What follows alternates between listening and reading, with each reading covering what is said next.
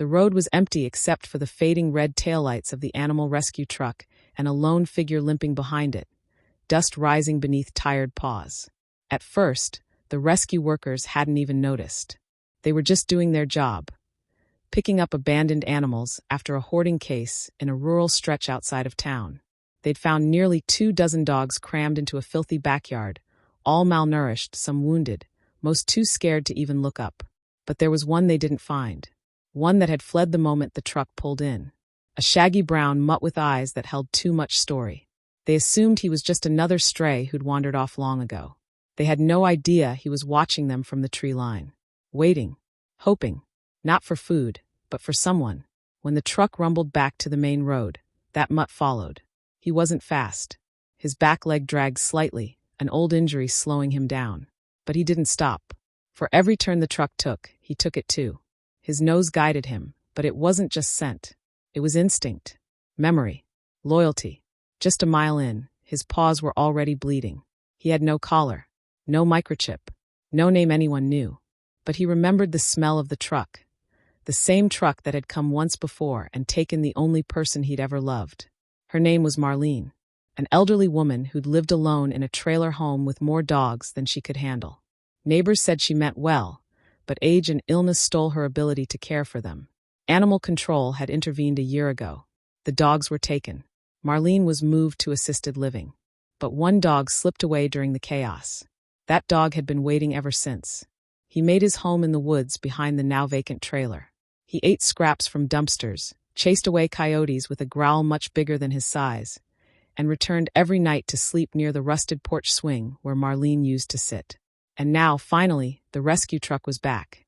At the 3-mile mark, the driver, Kevin, happened to glance in the rearview mirror. "Hey," he said to his partner, a young volunteer named Riley. "You see that?" Riley turned around, squinting. "That dog's been behind us since the dirt road. You think he came from the property?" "Maybe. Should we stop?" Kevin hesitated. They had a full load of animals and a tight schedule to keep. But something about that dog's persistence made him slow down. By the time they pulled over, the dog was panting hard, standing in the middle of the road, chest heaving, tongue lolling sideways. But he didn't run. He didn't flinch. He simply looked up at the truck. Kevin stepped out, hands low, non-threatening. "Hey there, buddy. You lost." The dog didn't answer, of course. But he wagged his tail once, just once, before collapsing on the pavement. Riley rushed over with a water bowl and a blanket. "He's exhausted," she murmured, gently placing the bowl near his snout. "And look at his paws, they're raw." Kevin crouched down, reading the quiet desperation in the dog's eyes. He followed us.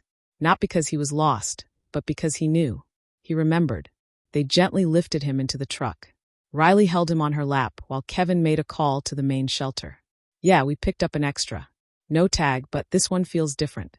Back at the shelter, they checked him for a chip. Nothing. Posted his photo online. No hits.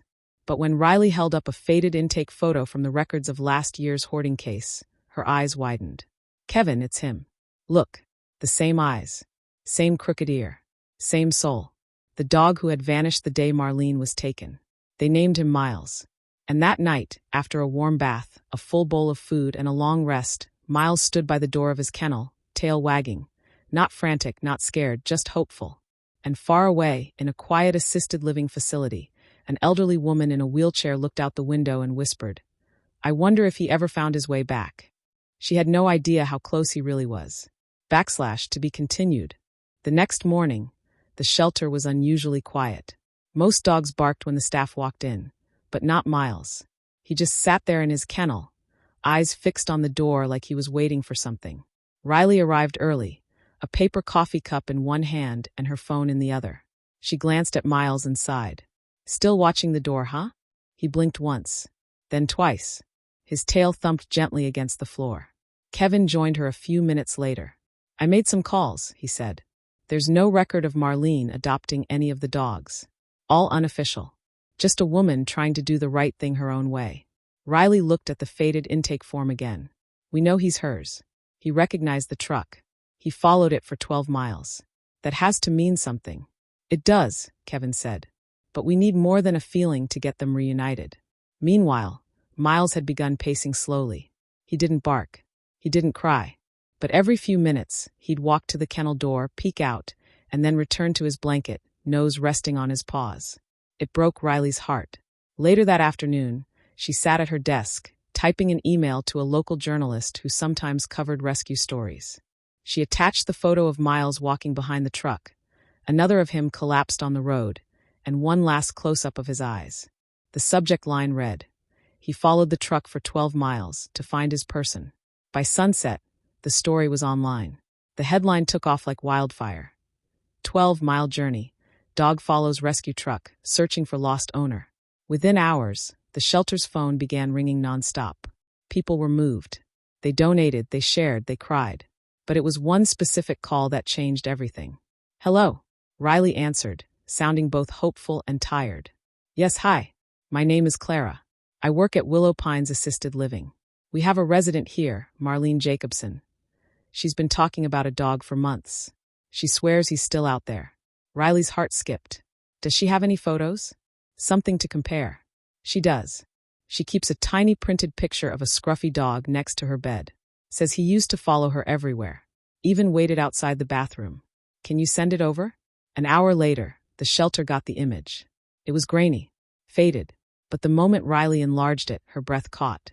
That crooked ear, the soulful stare, the same eyes that had stared into hers just yesterday. Kevin didn't need to say a word. He just nodded. The next morning, they loaded Miles into the rescue van. Not a cage this time. Just a thick blanket in the back seat and Riley by his side. He seemed to sense it, like he knew this ride was different. The drive to Willow Pines took nearly 2 hours. Miles didn't bark once. He sat quietly, watching out the window, ears twitching at every passing tree. When they pulled into the circular driveway, a nurse was already waiting outside. "She's been asking for him all morning," she said, wiping a tear. It's like she knew. Inside the quiet facility, sunlight streamed through large windows. The halls smelled of lavender and warm oatmeal. In room 206, Marlene sat in a wheelchair facing the window. Riley stepped in slowly. "Marlene." The old woman turned, her eyes dim from time but still full of spirit. "Yes. We think someone's here to see you." At first, Marlene looked confused. But then she heard it. A soft jingle of a collar. The barely there scrape of claws against tile. And then Miles walked in. He paused just inside the doorway, sniffed the air, and then like something lit up inside him, he bolted forward. Marlene gasped, both hands flying to her mouth. "Milo?" Miles whimpered and placed his head gently in her lap, tail wagging so hard it knocked over a side table. Marlene leaned forward, tears spilling over. "You came back to me. After all this time, you came back." Riley couldn't stop crying. Neither could Kevin, watching quietly from the hallway. Marlene stroked his fur slowly, whispering things only the two of them could understand. "I thought you were gone. I prayed every day. I dreamed you found me." Miles looked up, licked her cheek once, and curled at her feet like he had never left. But this wasn't the end, because now came the hard part, the decision. Would the facility allow him to stay? Riley and Kevin waited outside, hearts tight with hope as the nurse and administrator whispered in the hall. Finally, the nurse stepped forward with a smile. "We've made arrangements. He can stay with Marlene, but only under one condition. To be continued." The condition was simple, but essential. Miles would need to be registered as an emotional support animal. Kevin filled out the paperwork while Riley helped Marlene sign the necessary forms. Her hands trembled slightly, but her eyes were bright, glowing with a joy no medicine could have given. Within days, a cozy space was made in Marlene's room just for Miles. A soft dog bed near the window, a basket full of toys, and a small set of stairs, so he could climb onto the bed whenever he wanted. But he rarely used them. He preferred curling at her feet, always touching some part of her like he was afraid she'd disappear again. Word spread fast. The story made national news. Headlines read, "Against all odds, dog walks 12 miles to reunite with owner. 12 miles of hope, an elderly woman's miracle reunion." Donations poured into the shelter, and adoption inquiries tripled. But to Marlene and Miles, none of that mattered. They had each other again. And for them, that was enough. Every morning, Marlene wheeled herself outside to the garden courtyard, and Miles walked beside her without a leash. The nurses started calling them the sun and the shadow. Wherever she went, he followed. There were still bad days. Marlene's health was fragile. Some days she couldn't get out of bed. But Miles never left her side. He'd lay quietly next to her, eyes watching her every breath. The staff said he could sense when her pain was high. He'd lick her hands gently, whimpering like he wanted to take it from her. One night, a thunderstorm rolled in. Loud crashes of lightning shook the windows. The staff did their rounds faster than usual. Most of the residents were fast asleep. But in room 206, Miles sat upright, ears perked. Marlene stirred in her bed. "You always hated thunder, didn't you, baby?" she whispered, voice soft. He whimpered and jumped gently onto the bed beside her. "I'm not afraid anymore. Not with you here." She drifted off, holding onto his fur, her fingers curled in trust. That night became a turning point. Not an end, but a beginning. Something shifted in Marlene. The doctors noticed she became more responsive. Her appetite returned.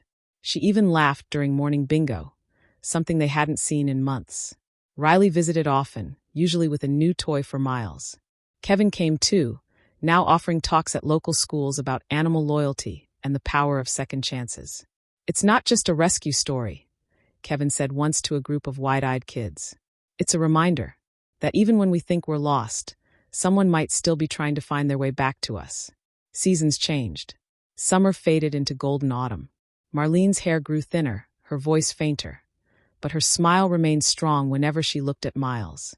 And on a quiet November afternoon, with the sun streaming through the garden window, Marlene held Miles one last time. "You found me, when no one else did. Thank you, my brave boy." She closed her eyes with peace in her heart. A soft sigh. And she was gone. Miles didn't cry. He didn't bark. He lay there quietly, head resting on her hand, until the nurses came in. The staff gave him time. No one rushed him. When the shelter came to check on him, they were ready to take him back. But something unexpected happened. Clara, the nurse who had first called the shelter, stepped forward. "He belongs here," she said. "Not just because of Marlene, but because he's part of us now." The facility filed the paperwork. Miles became the official emotional support dog for Willow Pines. He comforted residents, lay beside those who were afraid, and walked with those who had no family left to visit. And every year on November 12th, they celebrated Miles Day. The day a forgotten dog walked 12 miles and found not just one lost soul, but a whole community that needed him. He still visits Marlene's old room. Still curls up near the window. Still waits sometimes, like he thinks she'll come through the door at any moment. Maybe, in his heart, she never really left.